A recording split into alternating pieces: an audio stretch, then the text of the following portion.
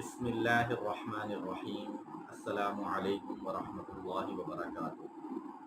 اللہم صلی علی محمد النبی الأمی وعلی آلہ وسلم تسلیما۔ میرا جو اصل مقصد ہے وہ یہ ہے کہ جو معاشرے میں ہمارے برائیاں سرایت کر چکی ہیں ان کی طرف توجہ دلوانا اور ان کی اہمیت لوگوں کے دلوں میں بٹھانا۔ جیسے اور گناہوں کی اہمیت ہے یہ تو اس جھوٹ کا بولنا اور غیبت کا کرنا اور چغل خوری، بد اخلاقی اور معاملات کا بگاڑ، یہ تو بہت بڑے بڑے گناہ ہیں، یعنی انسان کے جسم کے گناہوں کی حد ہے، وہاں سے تو زبان کے گناہوں کی ابتدا ہے۔ تو ہم جس کو ہم سچ بولنے کو صرف ایک اچھی بات سمجھتے ہیں، دینداری نہیں سمجھتے، اور اللہ کے نبی اور اللہ کے نزدیک یہ کتنی اہمیت کی بات ہے۔ تو اسی سے متعلق میں ایک حدیث آپ کو سناتا ہوں۔ حضرت عبداللہ ابن مسعود رضی اللہ تعالیٰ عنہ سے روایت ہے کہ رسول اللہ صلی اللہ علیہ وسلم نے فرمایا،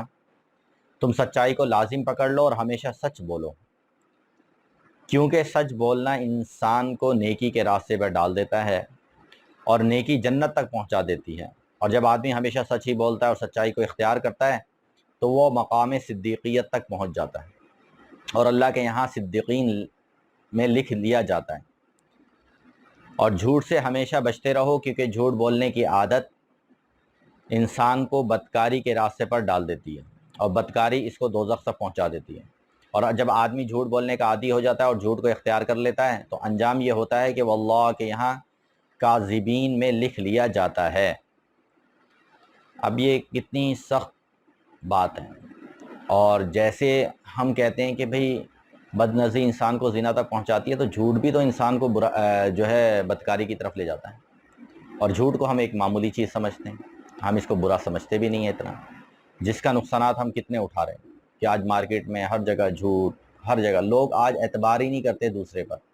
ہمیں ایک اچھے معزز بندے کو جس کا دینی حلیہ ہو، اس کو اپنی بات کا اعتبار لوگوں کے سامنے بٹھانے کے لیے جب تک وہ قسم نہ کھائے، اسے قسم کھانی پڑتی ہے کہ تاکہ لوگ میری بات کو مان لیں۔ اور ایک وقت ایسا تھا کہ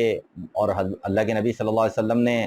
جو اہمیت بتائی کہ بھائی میرا امتی ہر گناہ کی توقع، یعنی ہر گناہ کا جراثیم اس کے اندر ہو سکتا ہے، یعنی میں اپنے الفاظ میں کہہ رہا ہوں،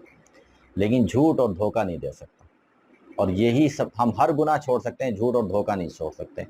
تو اس کا ہم ہر جگہ پھر ہم اس کی وجہ سے پریشانی اٹھاتے ہیں، ہم چیزوں میں لیتے ہوئے ہمارا دل کھٹکتا ہے، کس وجہ سے کہ ہم جھوٹ بولتے ہیں، دھوکہ دیتے ہیں۔ تو یہ میری گزارش ہے کہ اس کے لیے ہمیں بہت طویل محنت کی ضرورت ہے۔ پہلا اسٹیپ تو یہ ہے کہ اس کی اہمیت ہمارے دلوں میں بیٹھے، اس میں کئی سالوں لگ جائیں گے، لیکن ہم اپنی نسل کو کچھ دے کر جائیں۔ اگر ہم سے یہ چیزیں نہیں چھوٹتی تو میرا یہ مقصد ہے کہ چلو ہم آنے والی نسل کو تو کچھ دے جائیں، وہ تو اس بات کو ایکسیپٹ کر لیں کہ بھئی جھوٹ بولنا گناہ ہے۔ ایک ہم لفظ سے کہتے ہیں، ایک ہے اہمیت کے ساتھ کہیں، جیسے کہ ایک ہم نماز کے چھوڑنے کو گناہ سمجھتے ہیں جس درجے کا، ہم اتنا تو اس کو بھی درجہ دیں نا، جھوٹ بولنے کو بھی۔ تو اللہ پاک اس پر مجھے بھی عمل کی توفیق عطا فرمائے، آپ کو بھی، اور ہمارے اندر سے اس برائی کو ہم اس کو چھوڑ دیں، کیونکہ یہ تو مستقل